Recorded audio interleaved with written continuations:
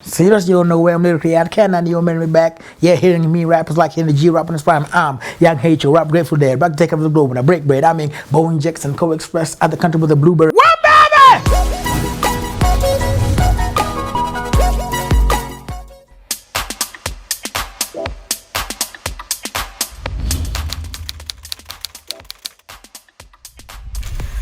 I think what makes me unique is loud. That's one. Two, I have a general happy outlook of life. I believe that happiness is a choice, and I choose it every single day.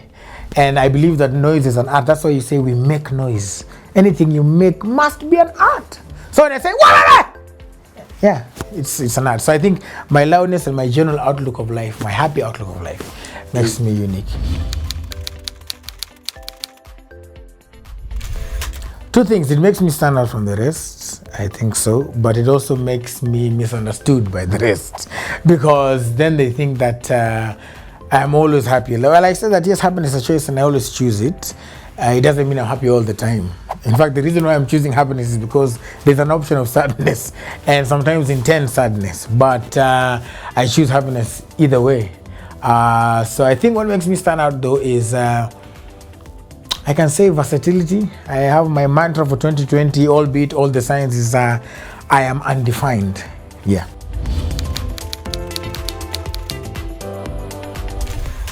Where do I start? The shorter list is the things I've heard that are true. Well, the things that I've heard about me that are untrue is that I don't get angry. I get angry. Kwanza ile mbaya. But people don't believe that. Short circuit, yeah. But I'm like, what do they call this thing that the pastor say the way men are like? The engine. Eh, no, the hot stove. Yeah, you know, wakaraka then nazimaraka kama hot plate. Yeah, so like my anger spurts, like I get really angry, but then I forget because I don't like carrying people around. Second thing I've heard that is untrue about me is that what? Let me see. There are many. The worst thing I've ever heard about me actually is that way back when I was dating a certain somebody and they were like, oh, sijui Willis amepatikana na gani. Hadi there was even a picture of me online, very unflattering. It wasn't me. I was like, they just picked any, let's call it healthy looking guy. Wakasema huyu ndo Willow alikuwa na nyemelering. Yeah, but that is untrue. The other thing that I heard about is that people don't believe that I had any sort of hardship because of my dad. My dad was a provincial commissioner, but still I chose to kind of delink, not because it's bad or he's bad, but there's a point where my dad ukifika 18 anakuambia, all right, go out there, show me what you got. Go on. So that's what I did. Even Altufanya. So for a long time, I was really fending for myself. And I still haven't forgiven some people who abandoned my father and my family when now he was we gonna let go? Retired? Yeah, when he was retired. And then things just changed. All of a sudden, kila mtu, you know, you're calling people, they're not picking up your calls. He's trying to reach out to people, they're not. So I have a list in my book. I have a black book of life. And if you're on that list, my brother, you can't be having an accident. I see you say, oh, help me. I'll be like, you're a Samaritan. Okay, call on Jesus. Oh my God. Yeah.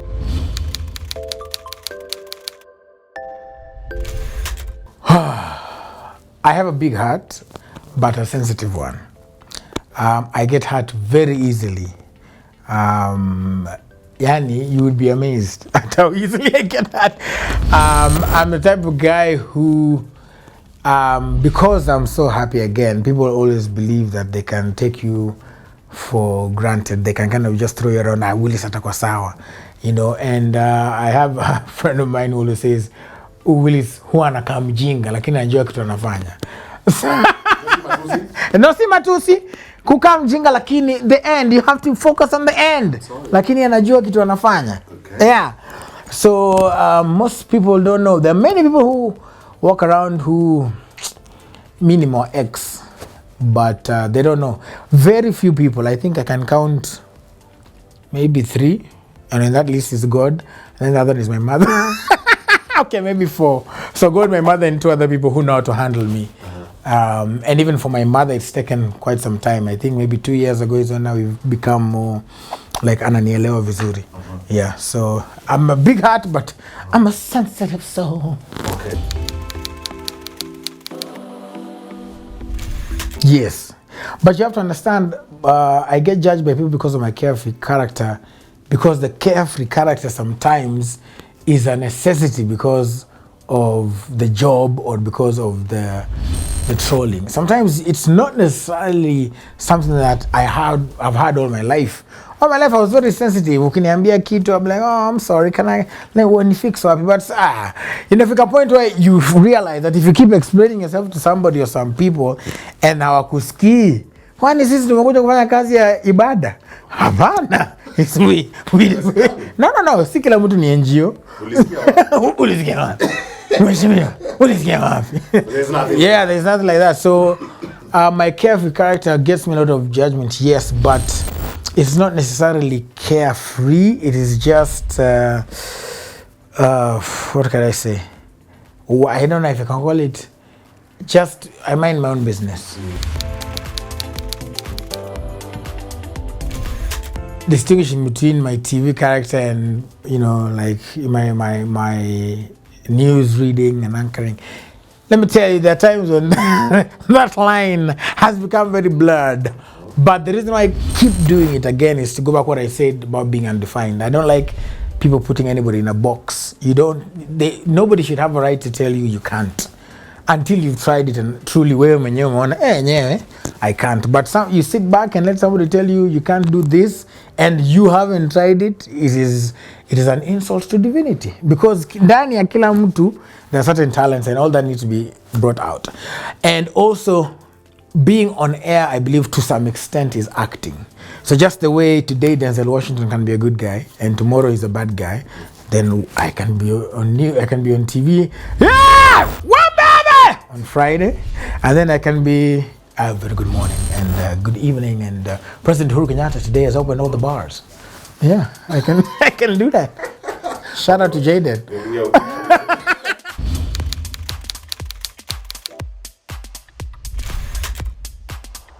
Well, for people who I used to answer your question, I used to respond to people who bash me. These days I rarely do. One, because at the beginning I thought that sometimes when somebody bashes you, you can try to have a kind of argument with them.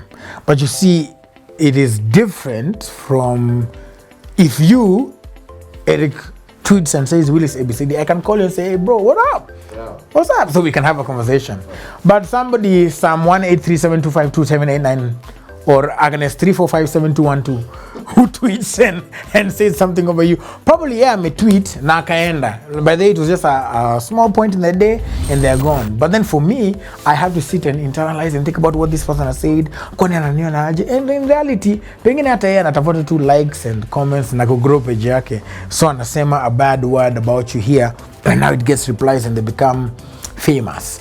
So I used to respond. These days what I do is I block, I restrict, or because I've learned to only respond to people I respect. Right. So if I haven't responded to you, any one of y'all, you gotta know I don't respect y'all. Good respect point. Is justice in the morning. Okay.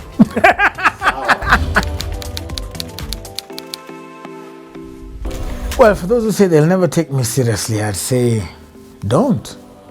Yeah, because that's their choice. And again, I can never please everybody. I can't be in a place where now I please everybody. And for those who do take me seriously, good, let's continue the journey. For those who are slowly trying to convert, because of those who are 50-50, Vuka border. Come on, let's go.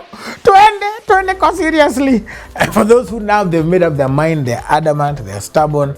I can't try to change them. All I can do is live my best life, and maybe they'll catch up with me uko mbele, or maybe not. But tutaendelea tu.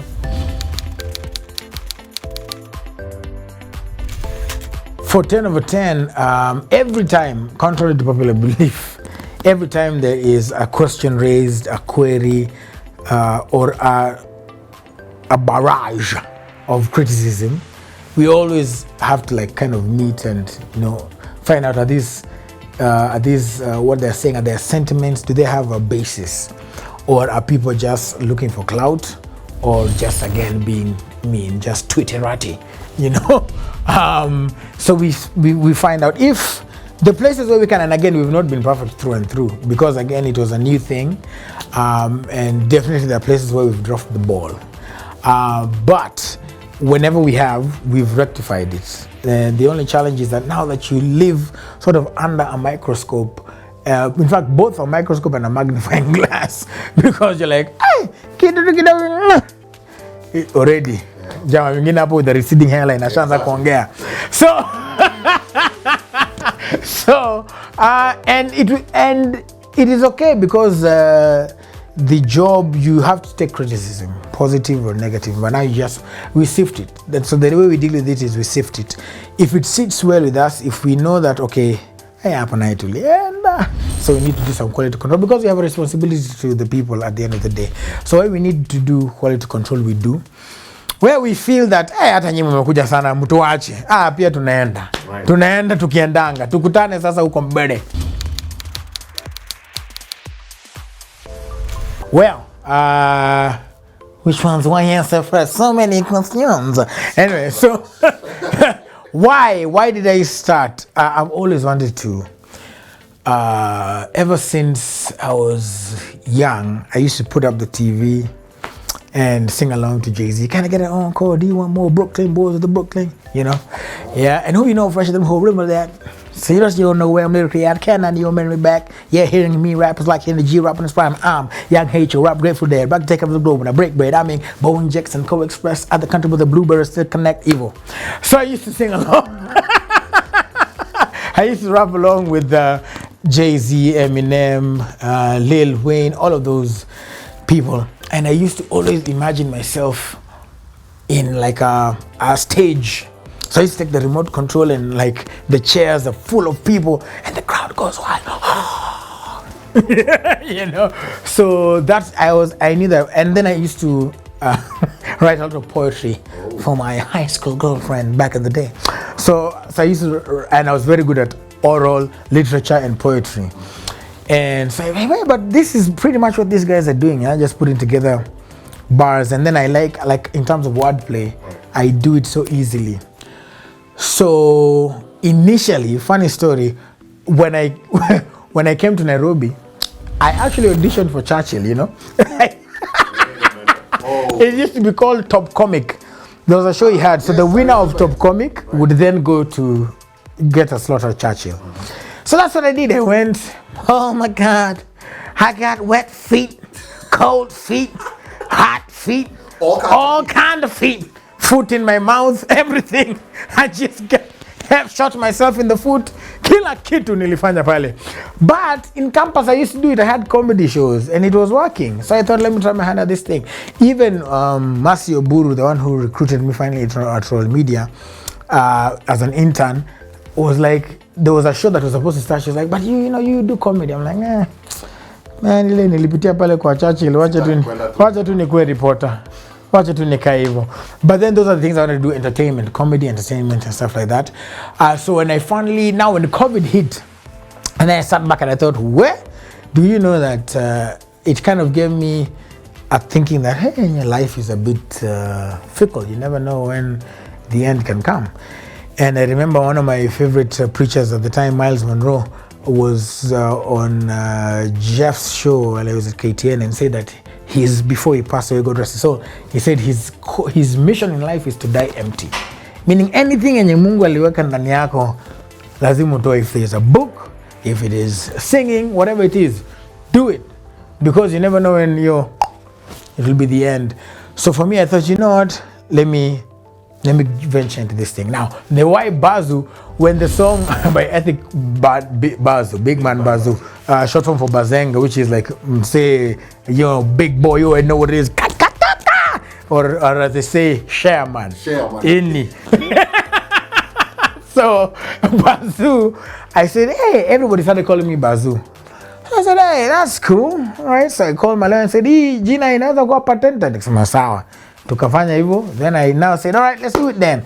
So what I did is I didn't want to off the bat jump into it immediately, but because my vision for music generally is to kind of bring people who you might not necessarily hear in a song together. One, two, not to clean up or anything, but to expound or enlarge the territory of Gengeton music, because I think that yes, there's been a lot of lewd lyrics and videos and all that stuff, but we cannot deny the fact that it is the only music that's caused Nigerians, Tanzanians, everybody to stop and say, "Ay, nini inafanyika Kenya? What's going on?" So that's what I want to do, kind of, and not just Gengeton. Siku moja nitafanya gospel wakiniruhusu. You know them Christians though. They be up my butt though. I'm saying, Lord, and I'm one of them too. Anyway, so, but hopefully I've actually started talking to a few artists who we can do that with. Eventually, because people are like, Mona, in this song, the reason why it was called Kalale is a very funny story. I thought, who is the best person who does hooks? And I thought, Reckless. Like, you hear him, you're like, it's dope. So I was on my way to do radio. It's around 10 o'clock and I told him, hey, dude, I have this idea. I explained it to him. He said, okay, cool. So initially I wanted to call the song Utamu wa Life. But he told me, fanya hivyo wewe tuma tu beat, mimi nitakupatia kitu itakam. And that was it. And I was in the studio 45 minutes later. He had sent me, he's already put everything together, the voice. And he said, in fact, I'll do you one better. I'll do you some bars as well. And I was like, wow. So when I had the beat Kalale, when I asked him in Amanisha, so it's like, you know, to the haters, to the naysayers, and I've had quite a year. Yeah. So I thought, hey, wacha tu walale bas. This is the message. This is the message, yeah, wakalale. And the reason I also chose the name Bazu is that anybody can be a Bazu. The same way tunaitanga mtu Sherman, Jatelo, Botongoria, all of these names. Hey, kila mtu anaweza kuwa. Naonyita, kila mtu rere. So that's why I chose the name Bazu. I believe we judge the Kenyans not too harshly. Tunawawekea sana a lot of tuna assume tunawajua sana. Yeah, but I think they have a capacity to finally understand, this is what this guy is doing. There will be some, as sure as the sun will rise tomorrow or not, global warming. There will be some who will be like, hey, lakini jamaa unafanya vitu mingi sana. And probably at some point I'll let one or two go if it gets to that point. But for now, let's just ride the wave. As they say, we will cross the proverbial bridge when we get there. I want to be remembered for impacting, I would say my generation, but I like to just say anybody, but mostly the youth. I think even in this country, the youth have the strongest. Well, they always talk about tyranny of numbers, right? Youth have the numbers, but they're the most overlooked. They're the most underrated, misunderstood lot, and yet they have such capacity. If we would just really, not word of mouth, really invest in the youth, and not just in music and art and everything, but even just the school system. You know, I mean, how many graduates do you have, even just in our field of media, who come in and they're like, this is nothing like what I was taught in school. What I was taught in school was more theory.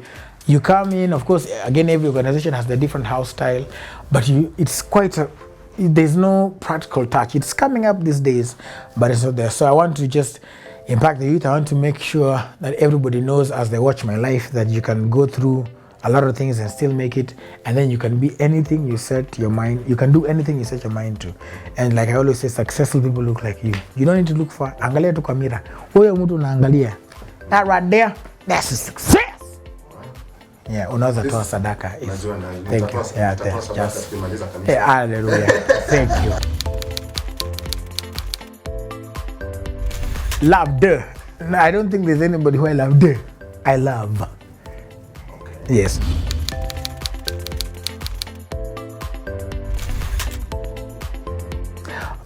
First though, how do I respond to Kenyans? What was the question? How do I respond to Kenyans who are hell-bent on knowing my private life? Yes. I don't blame them because I gave it to them. Yeah. When I would have chosen to get married and hide, not, show, hey, this is my wife. There are people who okay, wacha nisiulize hiyo swali. But kuna wengine wenye there are certain, even politicians, we don't know their wives. Not because they don't have them, but because they've chosen not to. I believe social media, anywhere in the world, but especially in Kenya, people take what you give them. So that is a lesson I've learned painfully, because as much as you post, there will be times, whether you are whoever you are, there'll be times when you disagree with your partner. And the in-laws, the social media in-laws, will demand to know. However, for me going forward, hautaona kitu hamtaona. What happened is this. Let me say, like I've always said, it is unfair to talk about the particular thing that happened without the other party seated right here. But I will say, like I've always said, that I see loved. I love and respect my approved. Yes.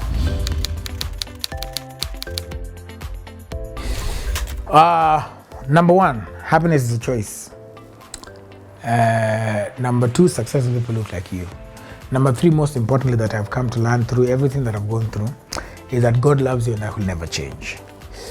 And I always give this example, and guys get angry, is that you can be in a brothel on Friday and even Saturday.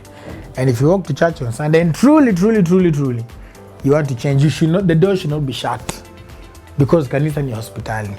The challenge we have is that when people go through things, especially in, I won't talk about America, but in the Kenyan church, what I've seen and experienced is that people will bash you the most in church. Yet, if Jesus was in to land Leo, first of all, the choice of, let me tell you something, Christians are very interesting. They will bash somebody who, say, has a teenage pregnancy. Yet, if you look at theology, Mary was 16 when she had Jesus. They'll bash somebody who, and I'm not saying that it is now correct, sasa watu watambe na nini. I'm just saying they deserve to be a little bit more understanding of certain things that happen. So when I say God loves you and that will never change, I mean it. Mimi mwenyewe kama ingekuwa kuomba, at an individual level, wacha hii tunapewa story na makanisa, Jesus says thou shalt read the Bible, just because the time when I didn't believe in God completely, when my daughter died, I was like, it can't be that there's a God who does this to people. It's impossible. So for me, it's been quite a journey. One of the things that I learned is, through my own personal experience, it's been quite a journey, is to, even if you are Christian, Muslim, whatever faith you profess, find out God for yourself. Yes, so that by the time unaenda kuambiwa kitu kanisa, it's just a confirmation of things you've had in your private session, or an expounding of something like, that's a fresh point, that's a good view. And other than that, yeah, man, God loves us all.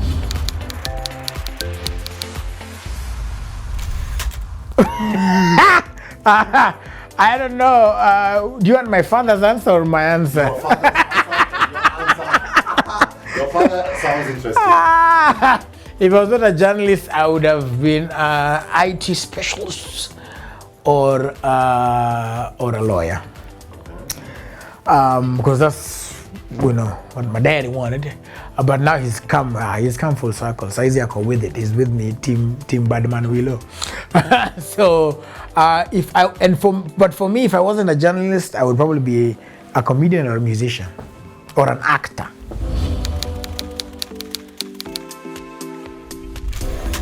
I don't think I would change anything in my career. Because I think there are different sets of things that have happened to me going through it, whether the mishaps, the beefs, the scandals, that all of them have been instrumental to building who I am today. Some of the things that I know even just in life I wouldn't have learned if I didn't go through them in my career. Handling people, even handling different types of leadership. Yeah, you couldn't learn that if I were to change anything in there. And then even the journey from interning to being told no, and finally moving through and learning even how to play politics and all those things. I don't think I want to change anything. I like it just the way. If I go and change something, then the outcome would be different. I'm that guy who believes if I'm given a chance to have a time machine, ended back in 2010 when I started, it would have, and I changed something, then me and you could not be sitting here today. Like it can be such a great thing. Hata pengine kungekuwa na Kalale. Yeah, man.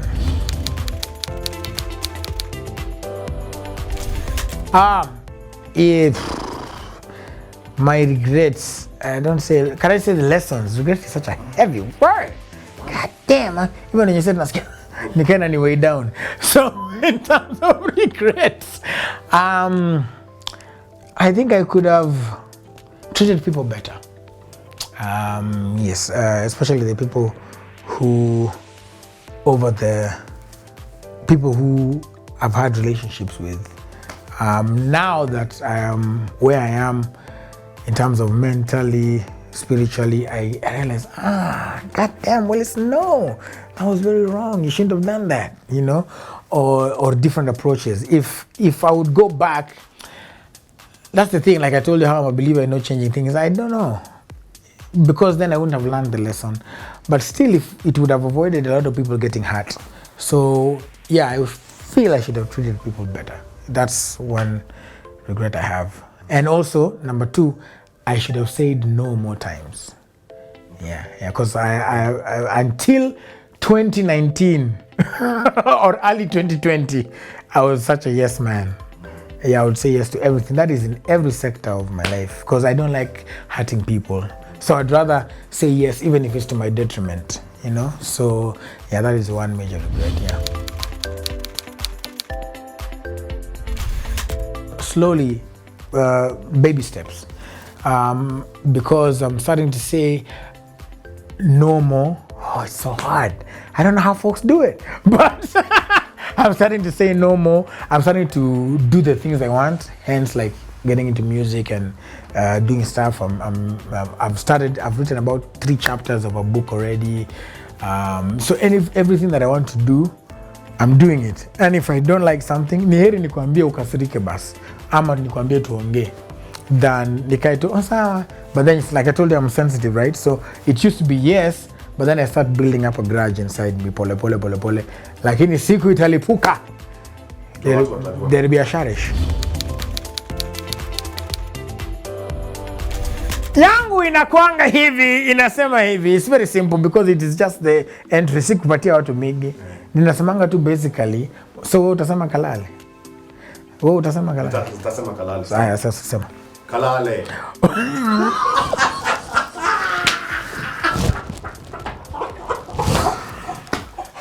Give the song. Okay. Give the song. Okay. I need a Kalale. Kalale. Unakulanga Ferrari. Kalale. Rusha mawe kahalwale. Kalale. Unangeo mingi kaha. Kalale. Kalale. Yeah. So it is. There you go. Thank you very much. Yeah. We are done there. Hey.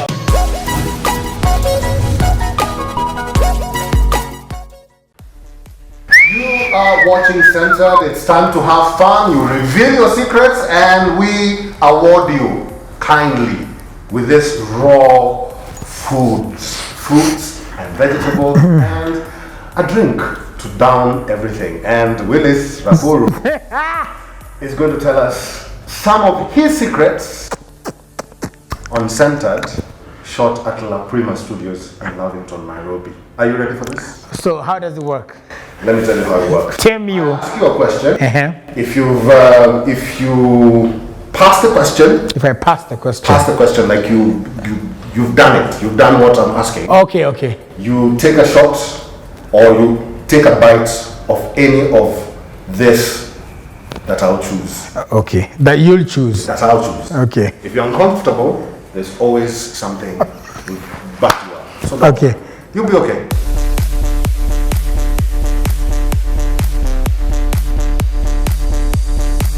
Are you ready? God damn. All right, let's Yeah, goddamn is right. do it. Uzuri hii dogogyo iko na cross. So God is in it. God is You in ready? it. Okay. So Willis, take a bite of this. We'll start with the pepper. Take a bite of this one pepper. If you have never stopped remembering your first love. I take a bite if I've never. Never. So if I have, If you have, you don't take a bite. if I've never stopped remembering, but I still remember my first love. Then you've never stopped. So I take. Yeah. God damn it. Of what? Of the pepper. Here we go. Make it fast. Kula sikia utamu. Kula sikia utamu. Kula. Kula sikia utamu. Kula sikia utamu.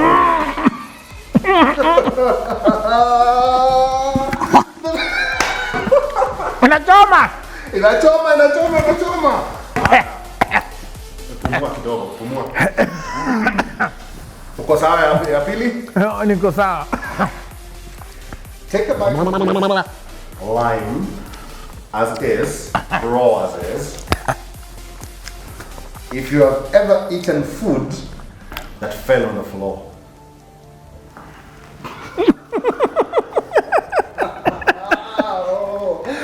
I can't even believe it. Prepare yourself. Uma. Hayumiki. Kula kama yumiki tuchukue ingine basi. It's not hygienic Kula. to take more than one. Aya, take. Eat. Kula, brother. Kula. Does WHO know what you're doing? I don't think, oh, God damn. It's To who? As Mutai would say, inachoma kwa chingo. inachoma kwa chingo. Kwa chingo. Uchawahi jaribu? But now mixed with that thing, it's just a... Well, prepare for more. Utamaliza hiyo? Naweza finya. Haya, finya. At least sijaribu ku calm down there. It's making it worse.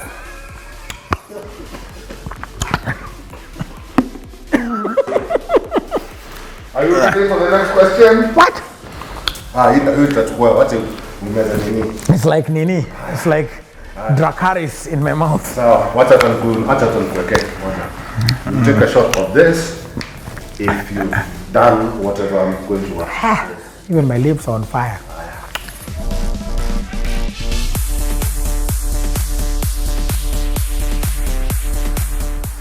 Take a shot.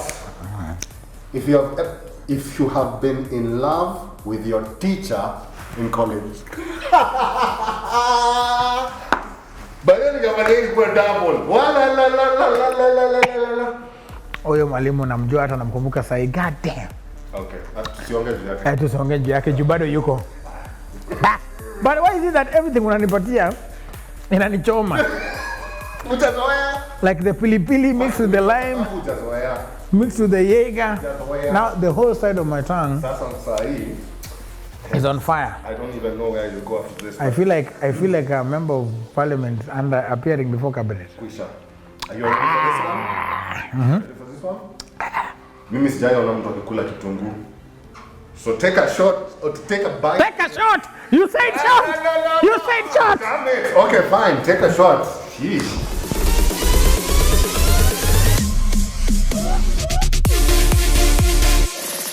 My mother is watching.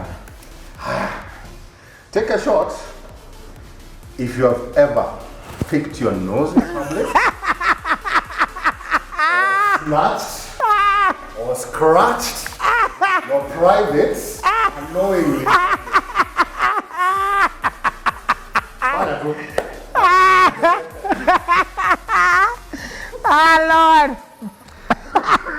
Well, for all of you who are nose diggers, This is for you. this is for you. You pick my nose when I'm in need. Oh, I got the mucus in my nose indeed. All you need. Yes, I'm a nose digger. Well over time. Take the shot. Quick shot.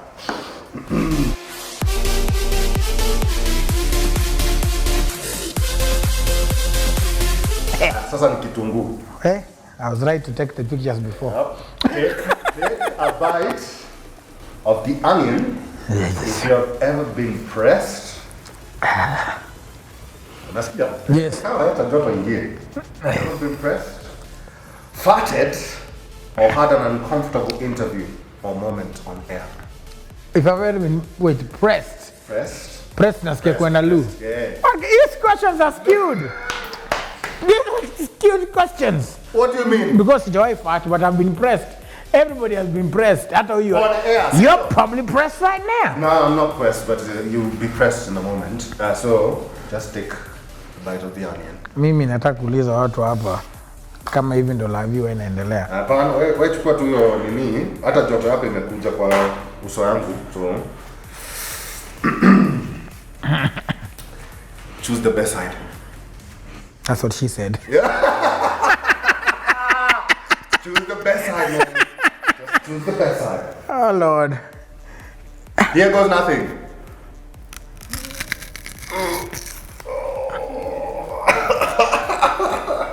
I felt sad, but it's okay.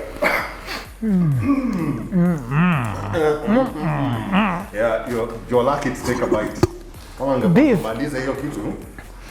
This is going to be It's my torture, right? I'm not sasa nitaongea aje na watu.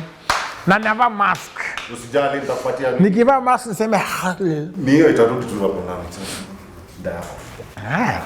Take a bite of this. Have you ever eaten a raw banana unpeeled?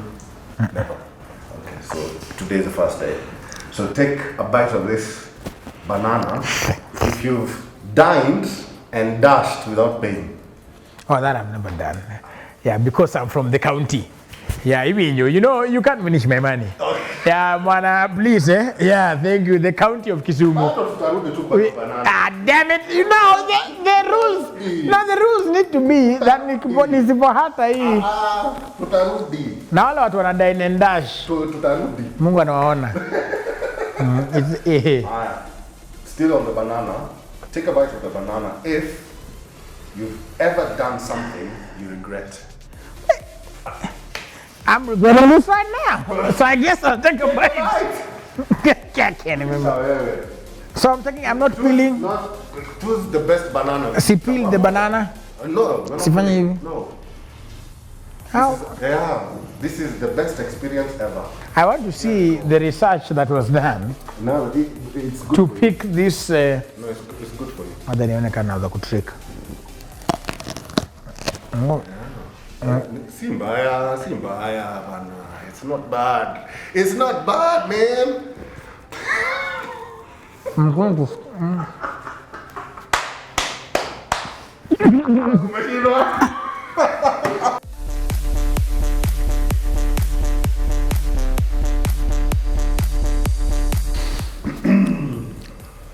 Hii ni lazima. Avocado. You'll take this avocado the way it is. If you've lied to get yourself out of a bad situation.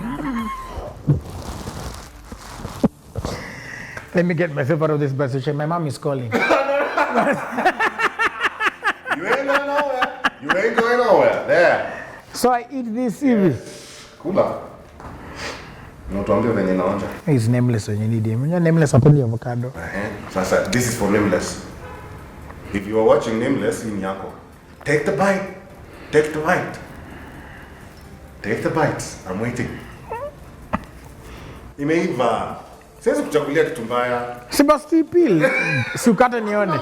Kata nione kama imeiva. Hakuna. Haki jamani. Take a breath. Aya. Here we go.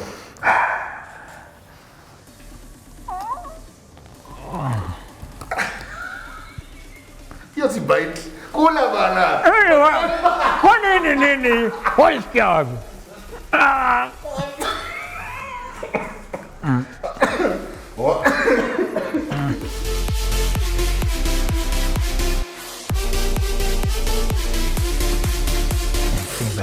Take a shot. If you don't understand or even hate any of these apps, Instagram, Snapchat, TikTok, Tinder, or Facebook.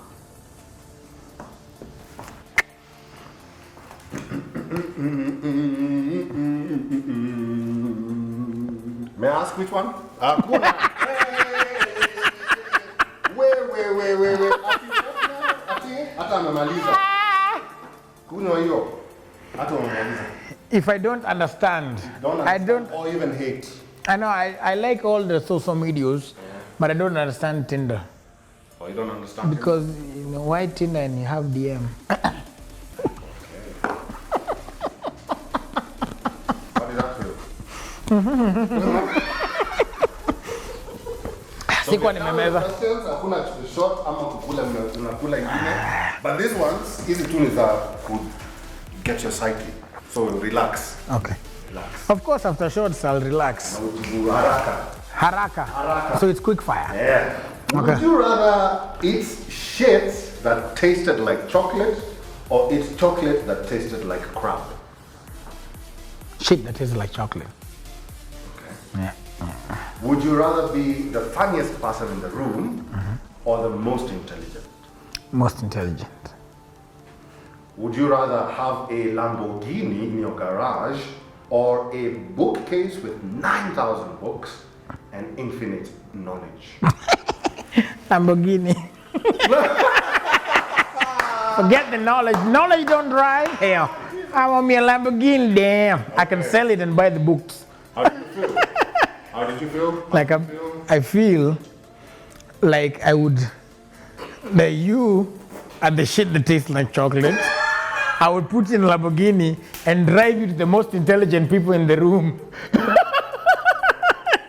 and leave you there. And then. I can't. Who am I hizi vitu wewe mwenyewe? Ndio, mimi nimekula. Nilikosa kukula kwa nini? Mbona? Lakini sawa tu. Amewahi kula. People in the room. Yeah. Oh, okay, you're lucky. Some of them are nodding, some of them.